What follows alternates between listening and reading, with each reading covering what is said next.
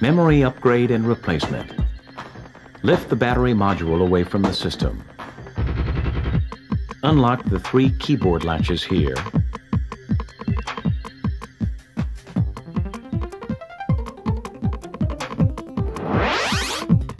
Now lift and lay the keyboard down. Now remove the memory module by opening the 2 latches to pop up the module. And then you can pull it out. Insert the new memory into the memory socket and push it down to secure it into place. Now push down on the top edge of the keyboard until it clicks back into place. This completes the memory upgrade.